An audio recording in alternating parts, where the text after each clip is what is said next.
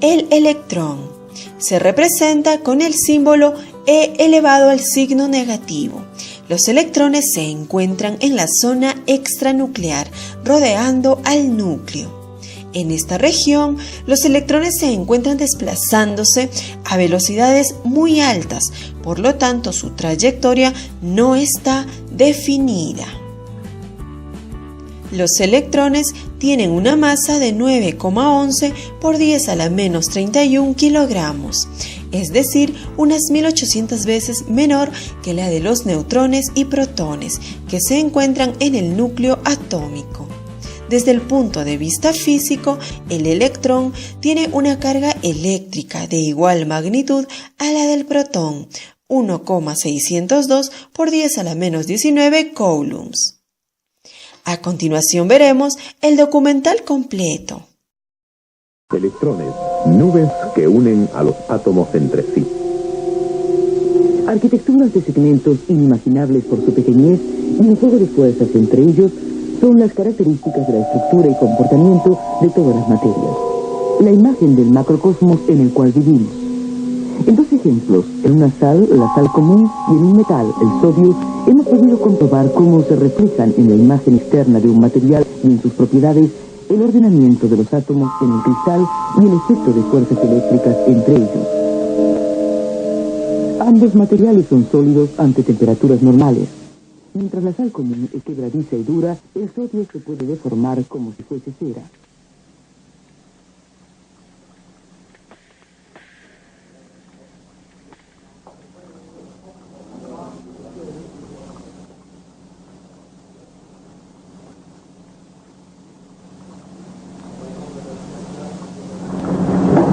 También las temperaturas de fusión de ambos materiales son muy diferentes. El sodio se derrite a los 100 grados, es decir, a la misma temperatura que el agua entra en ebullición. La sal común comienza a fundirse solo al calentarse a 800 grados.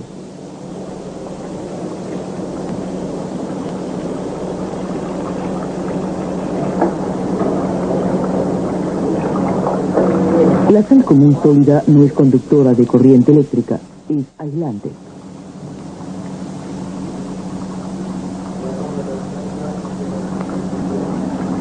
El sodio, en cambio, posee, como todos los metales, una buena conductividad para la electricidad. Recordemos primero a la electrólisis de sal común. Bajo la influencia de tensión continua se separaban sus dos componentes en los electrodos. En el cátodo, el sodio. Y en el ánodo, allí observamos el ascenso de burbujas de gas, cloro. Un material, entonces, que no es ni sal ni metal.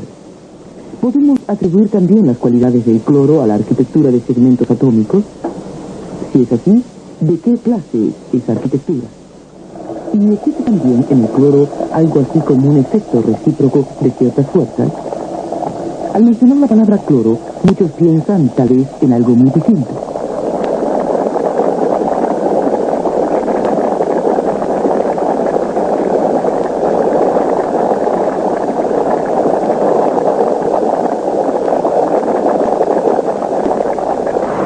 Todo habitante de una gran ciudad piensa en el gusto del agua corriente, que por sobre todo en días de calor puede resultar penetrante. El cloro elimina los gérmenes patógenos. Por ese motivo se pone cloro en el agua. Se hace simplemente así. En las obras sanitarias se mezcla gas de cloro de sifones de acero a presión en determinada cantidad con el agua potable. Pero en general la opinión pública desconoce el papel principalísimo que cumple el cloro como producto químico básico, es decir, como materia prima. Ese desconocimiento se basa en que el cloro es utilizado de inmediato donde se lo produce en cantidades enormes, es decir, en la industria química. Solo en la República Federal de Alemania se obtienen anualmente más de 2 millones de toneladas de cloro en estas gigantescas instalaciones para electrólisis.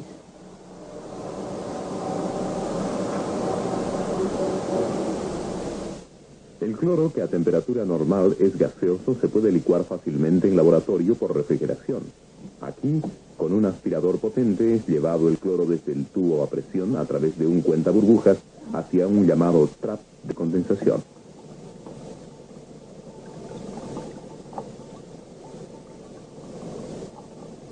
Está suspendido en un baño frío de acetona que es mantenido a una temperatura de 40 grados bajo cero por el rellenado de pequeños trozos de hielo seco.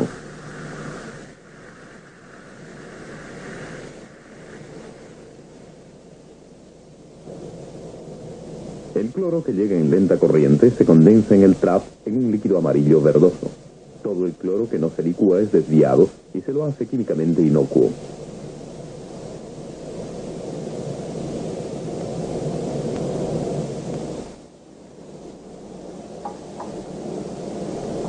De esta manera, en pocos minutos se ganan varios centímetros cúbicos de cloro líquido.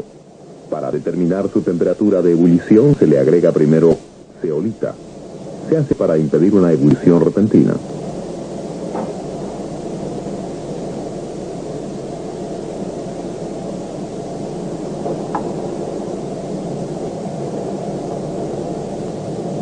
Fuera del baño frío, el cloro se va entibiando poco a poco.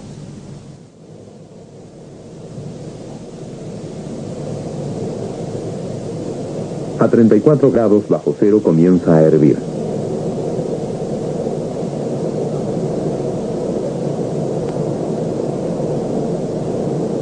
En temperaturas muy bajas el cloro es sólido, por ejemplo en refrigeración con nitrógeno líquido a unos 200 grados bajo cero.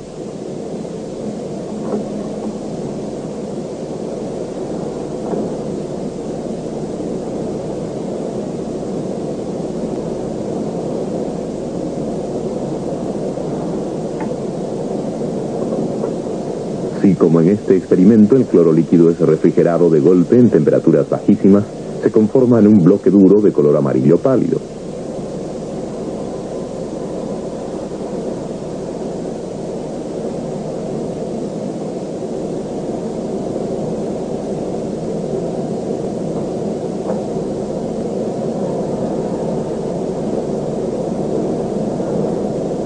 Como consecuencia de la toma de calor, una parte del nitrógeno líquido se evapora. Por otra parte, se encuentra en una especie de termo transparente un recipiente de doble pared que ha sido vaciado de aire.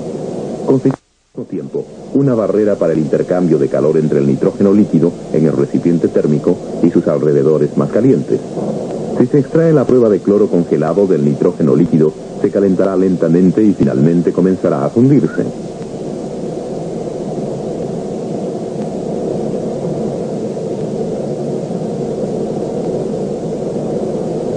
Durante breve tiempo tendremos cloro sólido y cloro líquido, uno al lado del otro. Será a 101 grados bajo cero la temperatura de fusión del cloro. Para comprobar si los segmentos atómicos del cloro tienen carga eléctrica, nos ayudará una prueba de conductibilidad.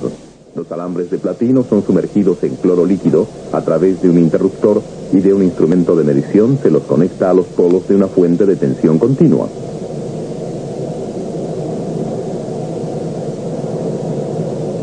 El circuito está cerrado, pero el instrumento de medida no reacciona, es decir, no fluye corriente eléctrica. Tampoco ocurre nada aunque el cloro licuado esté congelado.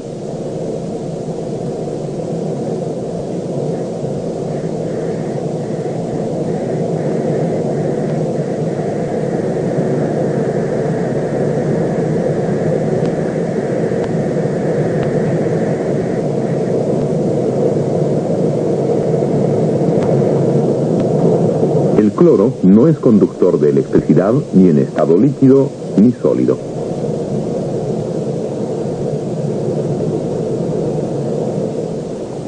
Debemos excluir entonces que los segmentos atómicos del cloro estén cargados eléctricamente. ¿Cómo seguimos entonces nuestra investigación? Cuando en capítulos anteriores, como por ejemplo en la sal común o en el sodio, íbamos a la búsqueda de sus unidades atómicas, fueron de gran ayuda los modelos de interferencia. Es seguro que todos recordamos cómo se producían esos modelos.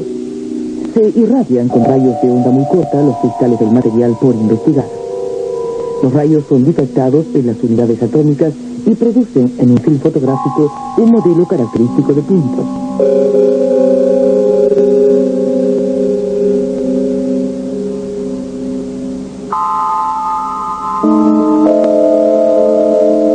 Los modelos de interferencia nos entregaban informaciones precisas de cómo estaban ordenadas las unidades atómicas en el interior del sodio y de la sal común.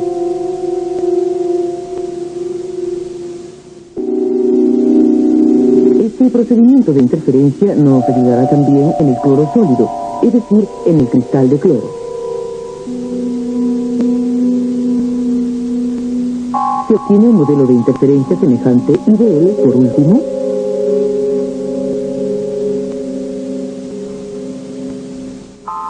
se obtiene este modelo acerca de la arquitectura de las unidades atómicas del cristal de cloro. Las unidades del cristal son moléculas de cloro. Su aspecto exterior permite suponer como si se hubieran originado en dos átomos esféricos que se aproximaron mutuamente y en ese proceso se penetraron uno al otro. ¿Qué potencia tendrán las fuerzas cohesionadoras que obran entre las moléculas de cloro y las mantienen en la red molecular del cloro cristalino?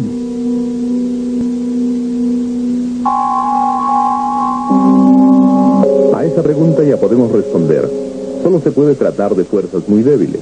Lo prueban las bajísimas temperaturas de fusión y de ebullición del cloro.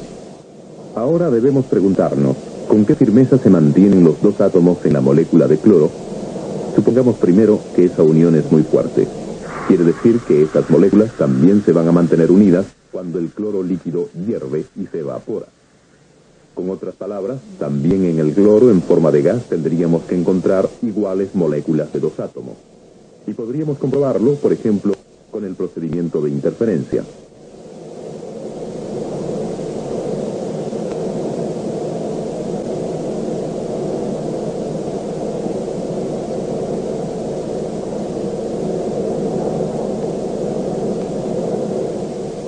Este procedimiento de interferencia lo aplicamos siempre en cristales. Ahora vamos a producir un modelo de interferencia de un gas. ¿Cómo es el aspecto de un modelo así? Aclarémoslo en un experimento piloto.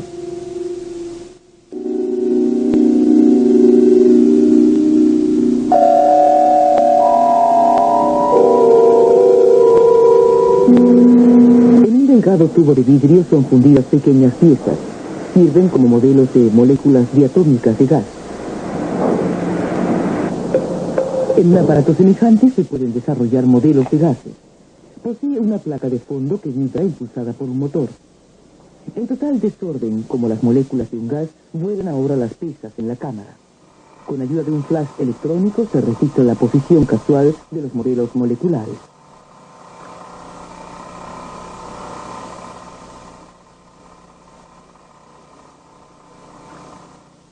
Esta instantánea fotográfica será muy reducida y se la irradia luego con luz roja.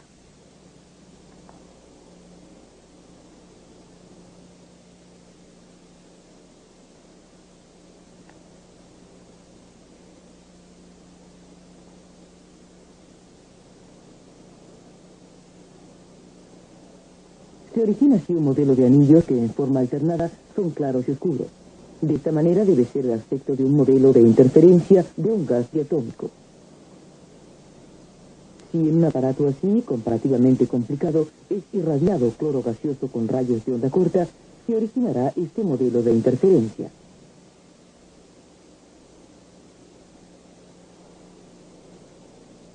Corresponde al resultado del experimento piloto. De él se puede deducir que el cloro gaseoso se estructura con moléculas en las que, al igual que en el modelo, están unidos fuertemente dos átomos.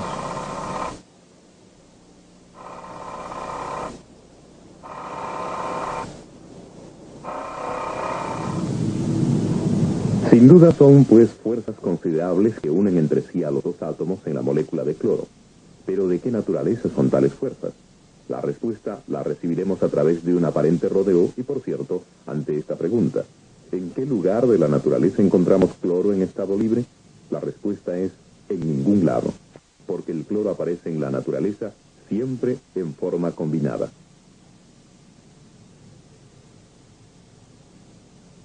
Por ejemplo, en la sal común en forma de iones con carga eléctrica negativa. Aquí, en la imagen, las esferas rojas grandes. Ya en la electrólisis de masa fundida de sal común, pudimos comprobar con qué firmeza mantienen esos iones su carga negativa.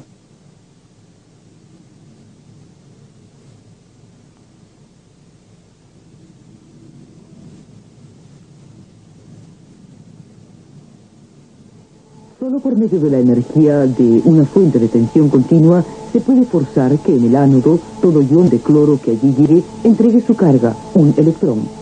Cada uno de los átomos de cloro trata de terminar cuanto antes ese estado aceptado involuntariamente y lo hace tomando otra vez una carga negativa.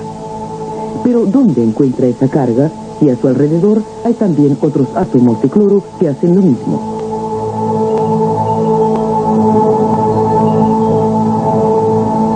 Este concepto puede parecer paradójico y sin embargo es así. Las cargas que ellos buscan las toman recíprocamente cada vez dos átomos de cloro de su existencia de electrones para luego poseerlos en común.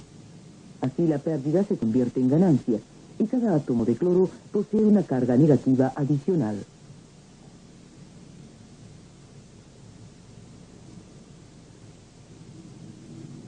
Entre los troncos atómicos cargados positivamente y los pares de electrones comunes tienen lugar fuertes efectos eléctricos.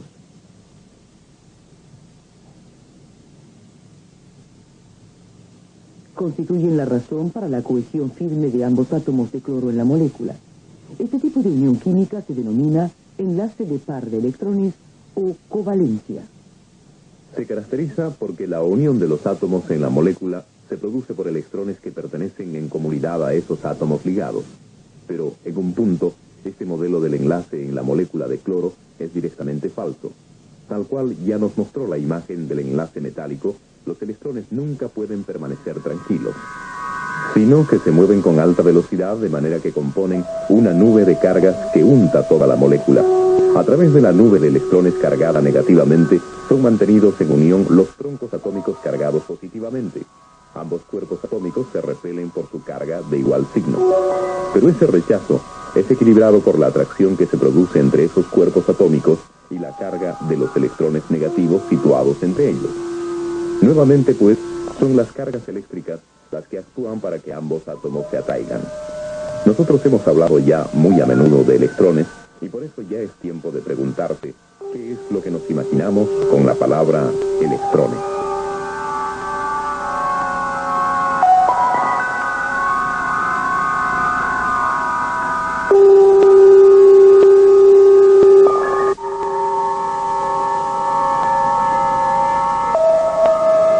Electricidad. Todos la conocemos como la forma energética universal de nuestro tiempo. Electricidad es, en su carácter de pilar de nuestra civilización, tan indispensable como evidente. Donde fluye corriente eléctrica, es decir, donde es transportada una carga eléctrica, nos imaginamos a los electrones como diminuta partícula elemental en la materia. Hay métodos para extraer electrones de la materia y así estudiar su comportamiento. Por ejemplo, con esta válvula de descarga. Ha sido vaciada casi en su totalidad de aire y contiene como fuente de electrones una espiral de fino alambre de tungsteno. Si ese alambre es llevado a la incandescencia por medio de electricidad, de su superficie se separarán electrones. Una huella luminosa marca la senda de los electrones a través de los tubos. En su vuelo chocarán con un molinete que comenzará a girar ante ese bombardeo.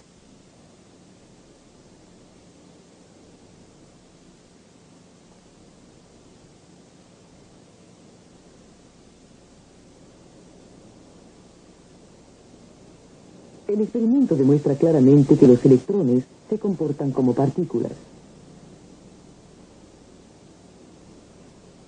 Tan infinitamente pequeños como son los electrones, el efecto, empero, de uno solo de ellos se hace notar experimentalmente.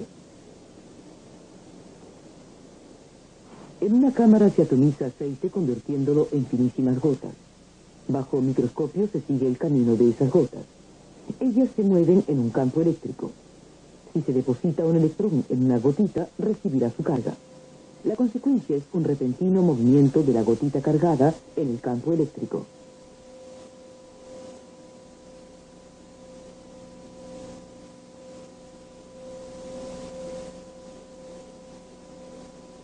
El fascinante experimento demuestra que todos los electrones llevan la misma carga.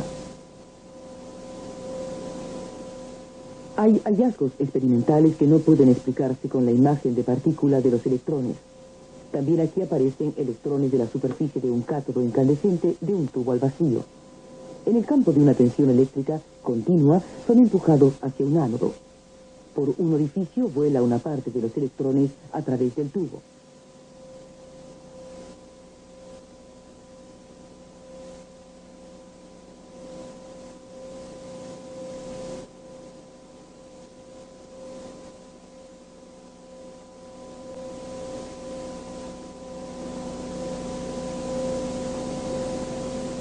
Este rayo electrónico produce al chocar un punto brillante en una pantalla fluorescente.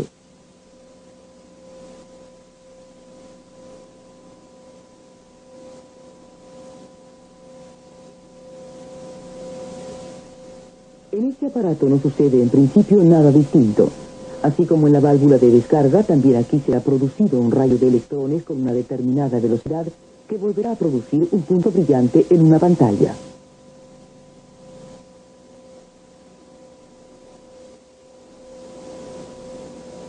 Los electrones se comportan como ondas.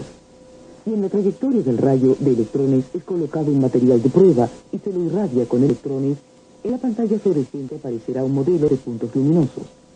Este importante hallazgo, es decir, que en unidades atómicas los electrones son difractados y producen un modelo de interferencia, demuestra que los electrones se comportan como ondas. Antes ya encontramos modelos así. En todo lo que hemos visto pudimos comprobar cómo se originan estos modelos, es decir, por superposición de ondas. Es decir, electrones son a la vez partículas y ondas. Pues bien, si los electrones son ondas, también podremos ordenarlos de acuerdo a una determinada longitud de onda, igual que ellas, tomadas como partículas, también tienen una velocidad. Entre longitud de onda y velocidad existe una relación regulada que se puede demostrar de inmediato. Para ello, aumentaremos la diferencia de tensión. Los electrones vuelan ahora a cerca de 100 millones de metros por segundo a través del aparato. El modelo de interferencia en la pantalla fluorescente se contrae, es decir, que la longitud de onda de los electrones a mayor velocidad se reduce. De las distancias entre dos puntos en el modelo se calcula la longitud de onda de estos electrones en menos de 100 millonésimos de milímetros.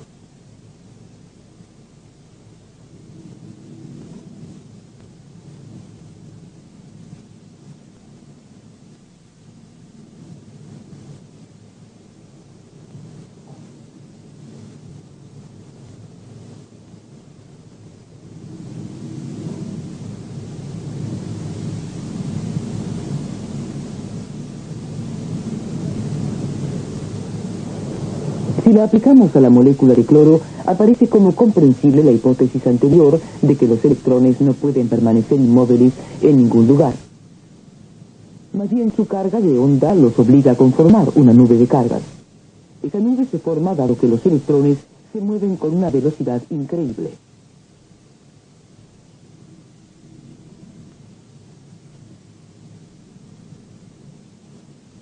La longitud de onda de las ondas electrónicas no puede ser mayor que la molécula misma.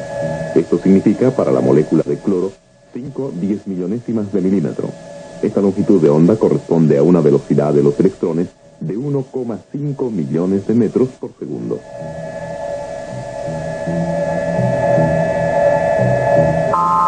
Hemos procurado hacer comprender esas formas de enlace con ayuda de conceptos físicos y pudimos así durante nuestras reflexiones aplicar una serie de cualidades individuales bien características a las unidades atómicas. Tomemos nuevamente las sales. Sus unidades son iones, es decir, unidades con carga eléctrica. En el ejemplo de la red o reja de la sal común, comprendimos que una parte eran unidades de iones cargados positivamente, es decir, iones de sodio. Y que la otra parte eran iones de cloro cargados negativamente. La unidad de ambos en la red es mantenida por fuerzas eléctricas muy fuertes que actúan entre esos iones. Y debemos hablar de unidades atómicas bien diferentes solo ya por la carga de signo contrario de esas dos clases de iones, es decir, iones de sodio y iones de cloro. Lo típico de la red del metal lo reconocimos en la existencia de una unidad reticular constituida por puros iones metálicos cargados positivamente. El ejemplo del cristal de sodio lo muestra una vez más. Más tarde supimos que, ligeros de movimientos, como un gas, electrones vagaban entre esos iones de metal. La cohesión en esa red estaba dada nuevamente por fuerzas eléctricas.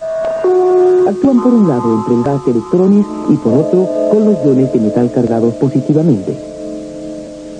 En el ejemplo del cristal de cloro vimos por primera vez con una típica red molecular. Se llama así porque las unidades en esa red son moléculas, estructuras compuestas de átomos que a su vez son mantenidos en unión por fuertes fuerzas eléctricas. Esas fuerzas actúan entre una nube de electrones y el cuerpo del átomo cargado positivamente. Comprobamos también que la cohesión entre las moléculas mismas es pequeña comparativamente. Bien, si resumimos todo lo visto en nuestro film y recopilamos todas las impresiones recibidas, comprobamos que es fascinante precisar en qué pocos principios de estructuración del microcosmos se basa la enorme variedad material del macrocosmos que nos rodea.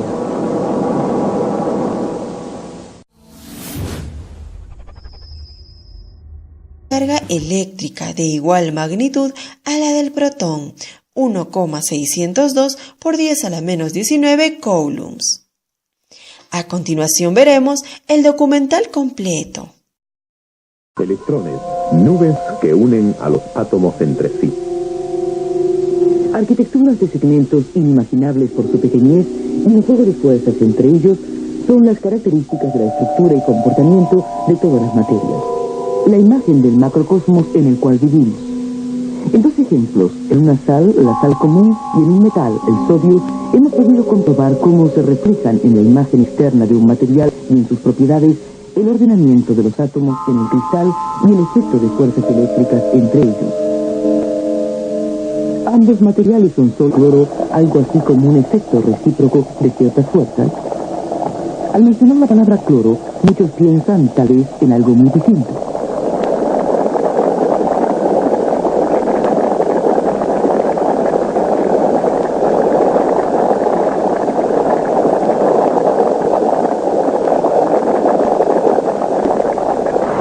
Todo habitante de una gran ciudad piensa en el gusto del agua corriente, que por sobre todo en días de calor puede resultar penetrante. El cloro elimina los gérmenes patógenos. Por ese motivo se pone cloro en el agua. Se hace simplemente así. En las obras sanitarias se mezcla gas de cloro de sifones de acero a presión en determinada cantidad con el agua potable. Ante temperaturas normales. Mientras la sal común es quebradiza y dura, el sodio se puede deformar como si fuese cera.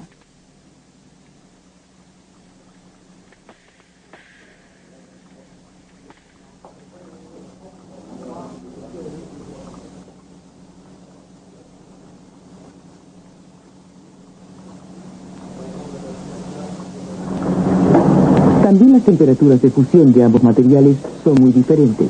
El sodio se derrite a los 100 grados, es decir, a la misma temperatura que el agua entra en ebullición. La sal común comienza a fundirse solo al calentarse a 800 grados.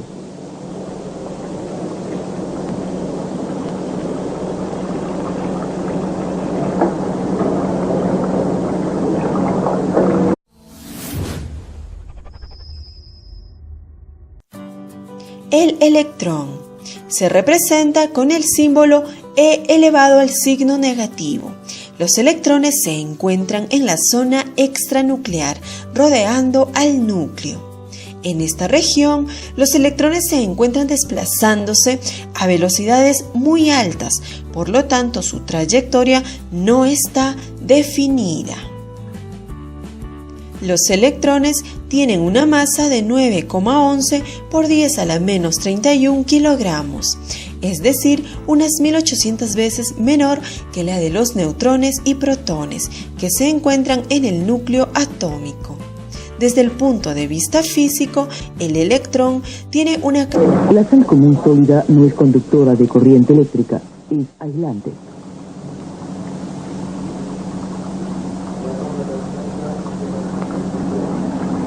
El sodio, en cambio, posee, como todos los metales, una buena conductividad para la electricidad. Recordemos primero a la electrólisis de sal común. Bajo la influencia de tensión continua se separaban sus dos componentes en los electrodos. En el cátodo, el sodio. Y en el ánodo, allí observamos el ascenso de burbujas de gas, cloro. Un material entonces que no es ni sal ni metal. ¿Podemos atribuir también las cualidades del cloro a la arquitectura de segmentos atómicos? Si es así, ¿de qué clase es esa arquitectura? Y existe también en el